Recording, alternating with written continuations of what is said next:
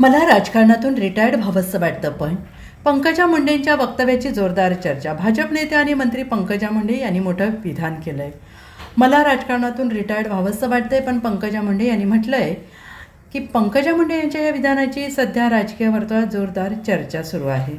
मला राजकारणातून रिटायर्ड व्हावं वाटतं, परंतु जनतेचा उत्साह पाहून नव्यानं उभारी मिळते, असंही त्यांनी यावेळेस म्हटलेलं आहे.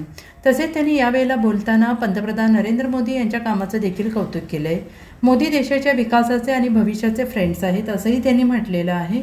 परळी महामार्गाच्या दुरावस्थेवर भाष्य करताना राज्याचे मंत्री पंकजा मुंडे यांनी भावनिक वक्तव्य केले. या रस्त्यावर खडकत आले आणि पियेला म्हटलं, आता कंटाळा आला आहे, राजकारणातून रिटायर्ड व्हावंसं वाटतं, असे त्या म्हणाल्या. मात्र सभास्थळी उपस्थित नागरिकांचा उत्साह पाहिल्यानंतर आपल्याला नव्यानं प्रेरणा मिळाल्याचं त्यांनी म्हटलेलं आहे. ही लाल दिव्याची गाडी माझ्यासाठी नाही, तर तुमचा विकास करण्यासाठी आहे, असंही त्यांनी यावेळेस म्हटलंय. आणि त्यांच्या या वक्तव्याची आता राजकीय वर्तुळात मोठी चर्चा सुरू आहे. पंतप्रधान नरेंद्र मोदी यांच्या कार्यशैलीबाबत राज्याच्या पर्यावरण आणि पशुसंवर्धन मंत्री पंकजा मुंडे यांनी सांगितलेला एक भावनिक अनुभव सध्या सोशल मीडियावर चांगलाच चर्चेत आला आहे. दिल्लीतील भाजपच्या कोर कमिटीच्या बैठकीतील हा अनुभव त्यांनी एका व्हिडिओद्वारे मांडला आहे. पंकजा मुंडे यांनी म्हटलं आहे की भाजपच्या कोर कमिटीच्या बैठकीसाठी त्या 2 ते 3 दिवस दिल्लीत होत्या. बैठकीच्या शेवटच्या दिवशी पंतप्रधान नरेंद्र मोदी अमेरिकेचा अधिकृत दौरा पूर्ण करून थेट बैठकीला पोहोचले. प्रवासाचा थकवा न जाणवू देता त्यांनी प्रत्येक मतदारसंघाचा सविस्तर आढावा घेतला.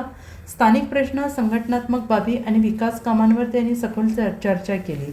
विशेष म्हणजे ही बैठक तब्बल 8.5 तास चालली. या काळात केवळ 2 वेळा चहा, एकदा कॉफीसाठी अल्प विश्रांती घेण्यात आली. उर्वरित वेळ पंतप्रधान प्रत्येक विषयात बारकाईने लक्ष घालून चर्चा करत होते, असं पंकजा मुंडे यांनी म्हटलं आहे.